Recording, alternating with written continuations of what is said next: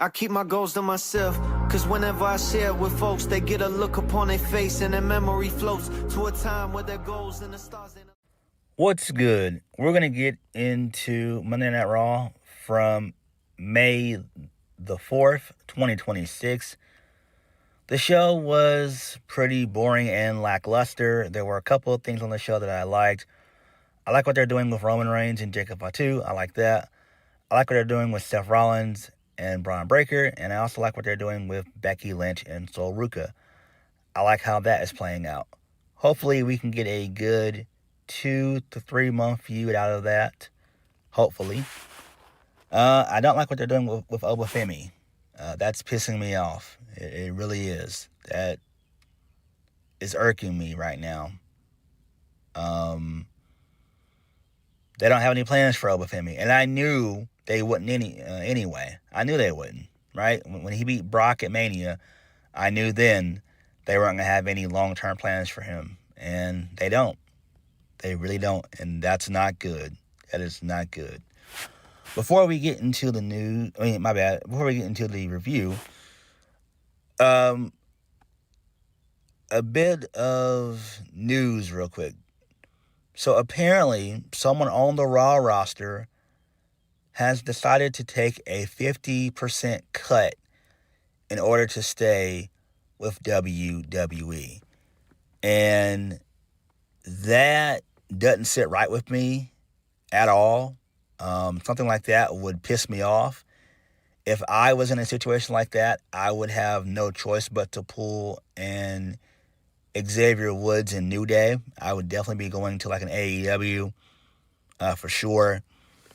That's wrong. TKO is wrong for that, but they don't give a damn.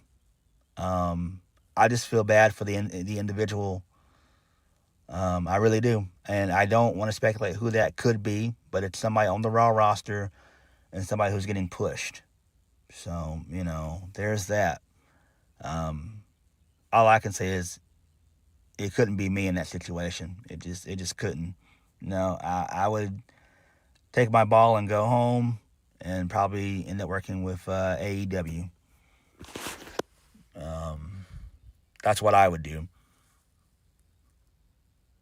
Because it just shows you that TKO, not just TKO, but these companies in general don't give a damn about their employees. Loyalty does not matter at all anymore. These companies basically have never really cared about their employees. Some have in the past, but now, no, all that's out the window. So I don't blame New Day for leaving in that regard. When it happened to them, I can see why they left. Now, clearly, with the New Day situation, that ended up being a release, so they have to wait 90 days. So we'll see them again, more than likely in AEW anyway. We'll see them there. They could go to TNA, but I doubt it. Kofi and Xavier want money, and I don't blame them. I mean, they're millionaires, but they want to make more money, which is, commendable,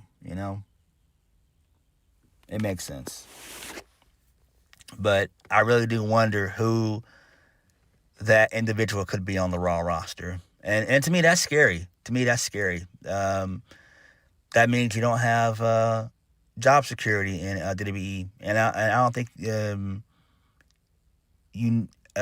don't think they ever did with TKO taking over.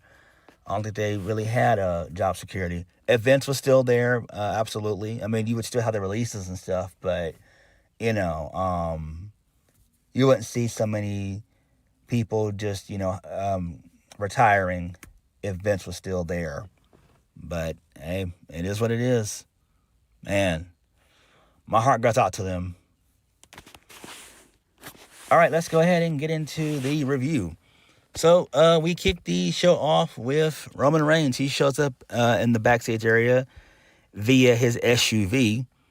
So, he's full of piss and vinegar. He wants to know where Fatu is. He's talking shit to Adam Pearce, basically. So Roman's about to walk through the gorilla position. And then Adam Pearce tells Roman Reigns that Fatu's not here. Then Seth Rollins showed up. Him and Roman had a brief stare down, and he told Roman that he was in his way. So Seth goes out to the ring. His music plays. He gets a pretty good reaction. The fans begin to sing his entrance theme for a brief moment. Then Bron Breakker shows up and beats the shit out of Seth Rollins. So he threw him into the barricade a couple times. Threw him into the ring post a couple times. I mean, the steel steps. He went back in, did a spear. So that's fine. And that was how we started off Monday Night Raw. That's fine. This actually does make sense. I am expecting them to do Rollins and Reigns probably at SummerSlam more than likely. I think that's where they'll go with this.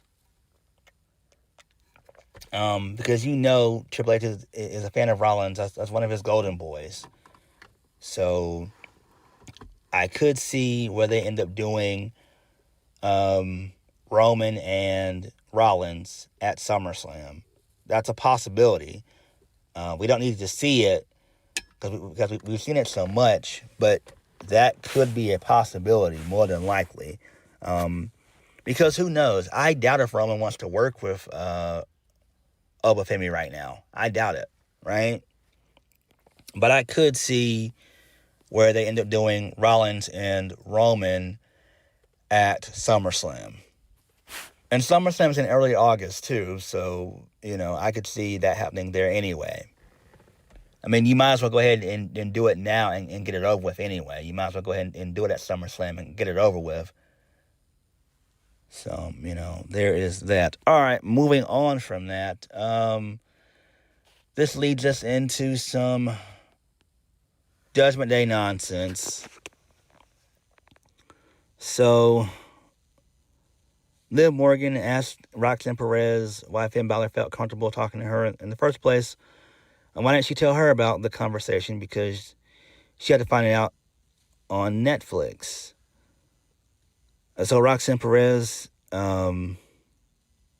conceded that she should have said something to Liv directly, but she assured Liv that she's loyal to the Judgment Day. Liv said she believes in her, and they can't let anything get in the way of the family. Liv asked Roxanne Perez to promise to not keep secrets from the Judgment Day anymore. Roxanne agreed. Liv Morgan made her say it out loud. Roxanne Perez did. And Liv was happy. She giggled and then she left.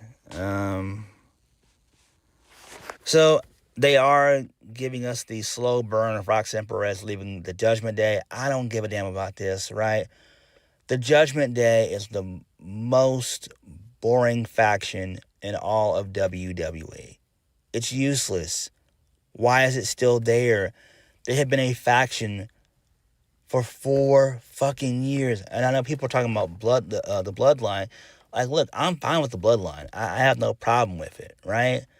But the Judgment Day, no. Rhea's been gone for a minute. Damian Priest has been gone for a minute. Finn Balor just left the faction. It's like the faction isn't needed anymore. You might as well just change the name. It's like, it makes no sense.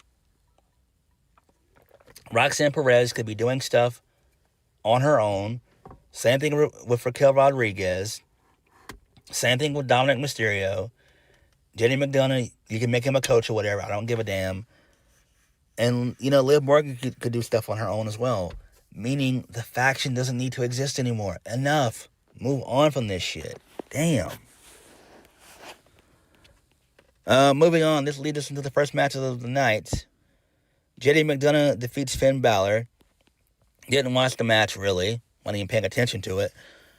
So, towards the end of the match, Liv Morgan ended up distracting the ref. She gave Roxanne the ring hammer. Roxanne ended up throwing the ring hammer to JD. He ended up using it, and he got the win. I don't give a shit about any of this at all. Who cares? This is retarded. I don't care. I don't. Moving on. This leads us into Seth Rollins. He's backstage with Kathy Kelly. So he's telling the effects of what Bron Breakker did to him earlier. She asked if he'd be okay in 5 days of Backlash. He said that he warned Bron Breakker if he was going to take a shot, he better finish him. Seth Rollins said he isn't dead yet. Okay, that's fine. Moving on from that. This leads us into a video package from last week about Roman Reigns being attacked by Fatu with the Togan death grip. And they talked about it on commentary, Michael Cole and Corey Graves. They mentioned, how it was done by Haku, the uncle of Fatu. So I did like that backstory and everything else. So that's good there. I like that. I did. Moving on from that, Bron Breakker's backstage. He's making fun of Seth Rollins again. He's doing it to Logan Paul and Austin Theory, the Vision. So Paul Heyman walked up and he asked Bron Breakker if Seth Rollins was still breathing. Logan Paul said he wanted to destroy Joe Hendry. He was irate and he wanted to hospitalize him permanently. Paul Heyman said he won't be fighting Joe Hendry. So Logan became irate. He was pissed off. So Paul Heyman said Bron Breakker almost got himself suspended and Brock Lesnar retired on him. He said he couldn't afford Logan Paul getting arrested. So instead, it's going to be Austin Theory to take on Joe Hendry. So I don't care about this at all. I don't. Why is Paul Heyman still with the Vision? It makes no sense. The Vision doesn't need Paul Heyman. Paul Heyman just needs to manage Bron Breakker. That's it, right? Moving on. This leads us into Rusev and Ethan Page. They defeat Penta and Javon Evans. The match was actually quite solid. I liked it. Very good stuff in the match. Really good stuff. Penta hit the Penta driver in there. Rusev did a bunch of power moves. Ethan Page is great.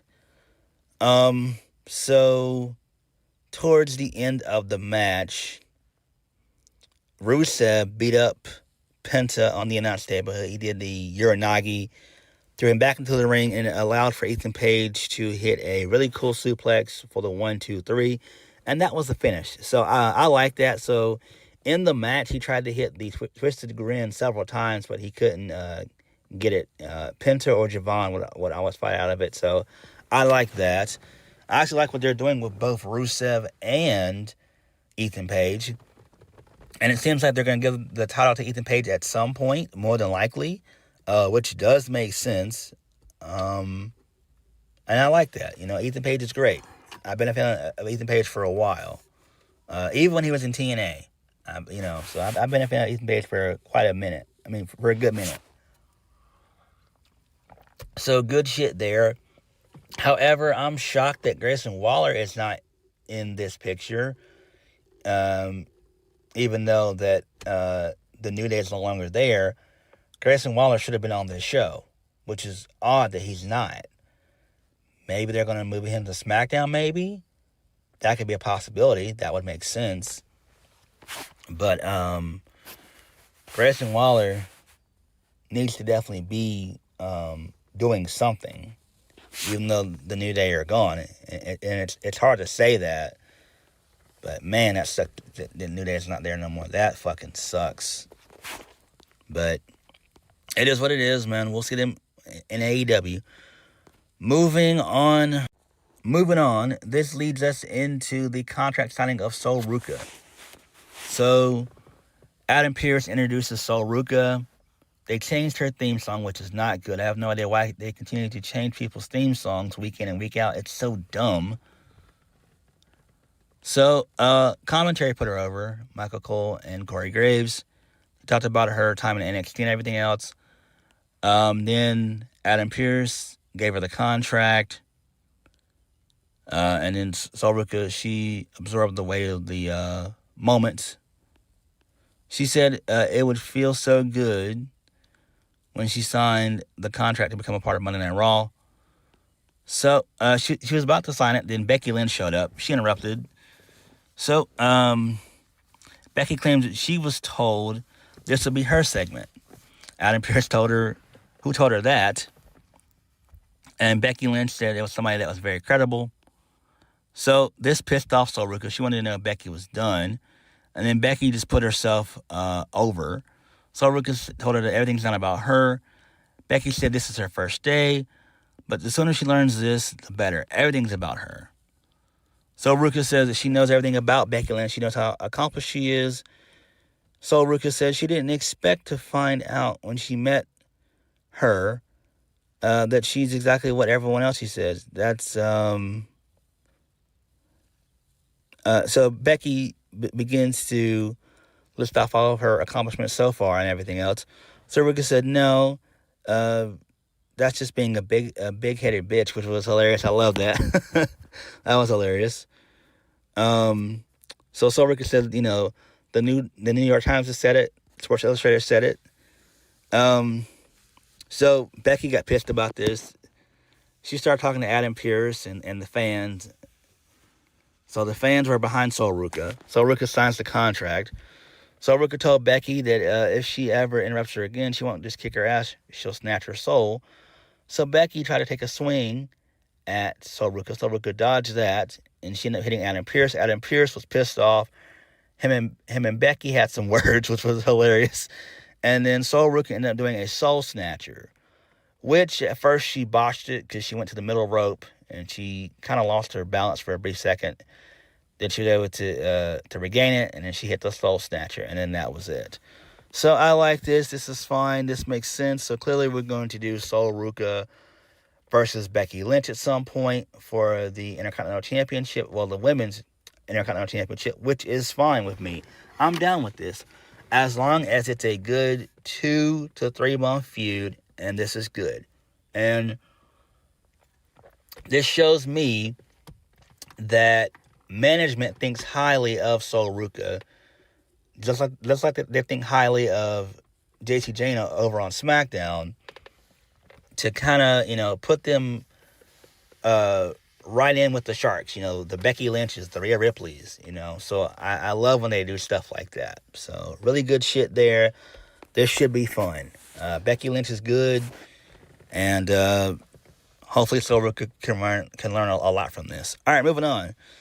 Jackie Redmond's backstage. She interviews the Usos about the contract signing. So Jimmy said they wouldn't miss it. Jimmy said they got love for Jacob, but he has to understand how they handle business. Jackie asked if they were conflicted, given the loyalty to Roman. Jay said no, but they will be there to make sure nothing goes awry. Jay said Jacob has bitten off more than he can chew, and the battle lines have been drawn, but he'll find out at Backlash who he's messing with. Okay, I like that. That's fine.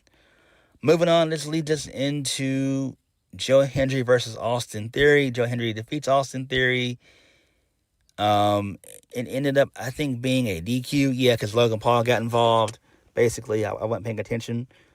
Then the Street Profits showed up, and they brawled with Logan Paul and Austin Theory. So they're basically gonna go after the tag team titles. So Bron Breakker showed up. Him and Seth Rollins had a brawl. And then Seth Rollins got beat up again by Bron Breakker, which is great. So that's good. All right, moving on from that. This leads us into the Judgment Day again. More Judgment Day slop. More Judgment Day bullshit. Liv Morgan said focus on the Judgment Day, as they're getting all the gold and crushing everyone who gets in their way. Raquel said that the little nostalgia show with Brie Bella and Paige was fun for one night.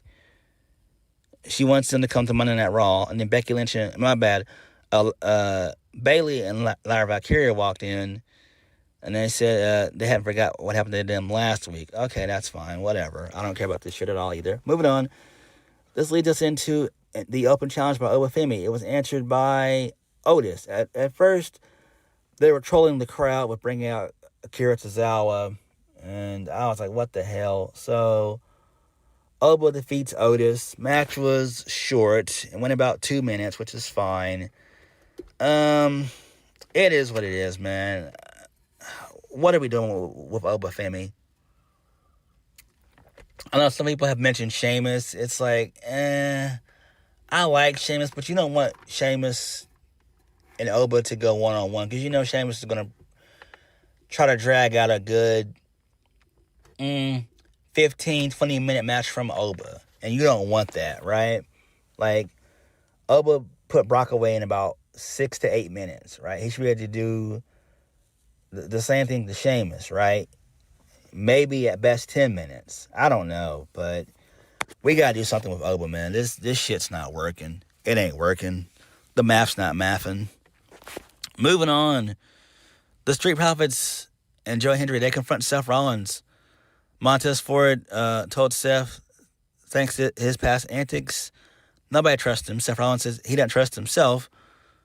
He said they should stay out of his way, and he'll stay out of theirs. All right, whatever. I don't care about this. Moving on. This leads us into Auska and Iyo. They had a pre-recorded segment. Iyo said that she's been the utmost respect for Auska. She has the utmost respect for Auska. Despite all they've been through, Auska accused Iyo of being disrespectful and said that Iyo taught her no longer sits before her. Iyo begins to cry as Auska asks if she understands how she feels. She's done with Iyo Sky. She's going to cut her out of her life for good. And then Auska missed Iyo in the face. So, that's cool. They're like that. And then Adam Pearce loses his shit and calls for a medic to check on Iyo. So this is fine. So apparently the rumor has it that WWE could basically be bringing Kyrie back at Backlash, which is fine. I like that. Hopefully it does happen. And not just bring her back for a one night, but actually sign her. Legit sign her. Because if they don't, good and damn well Tony Khan's going to offer her so much money to get her on his roster. So if that is the case and she ends up coming back, WWE needs to sign her. Because if not, if it's just one and done, or it's just until the Auska feud is over, that's dumb. Because she'll just go right back to Tony Khan and work for him. Well, she'll more likely do Stardom, but also do, work for AEW as well. So, double dipping basically. All right, moving on from that.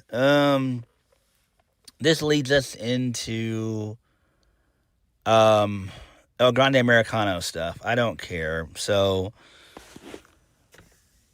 Chad Gable and the Creeds, they defeat El Grande Americano and Los Americanos in a 6-man tag. So it was revealed on AAA that basically Chad Gable beat up Kaiser, basically. So, the Creeds went to AAA, basically, which was cool. So they're still there, but these same 6 guys have been feuding for almost a damn year, it seems. Because I know they were feuding back in 2025 for sure.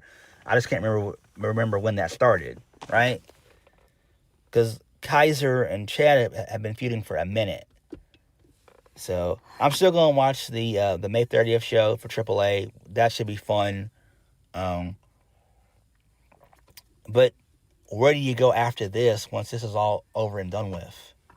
Because we all know, in the American audience, we know that these guys are the Creeds and Chad Gable and Kaiser and Pete Dunne and Tyler Bate. We know this shit. So I don't know what they're gonna do.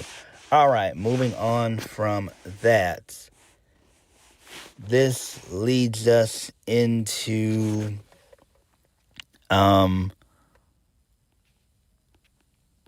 the closing segment, which was the contract signing between Roman Reigns and Jacob Fatu.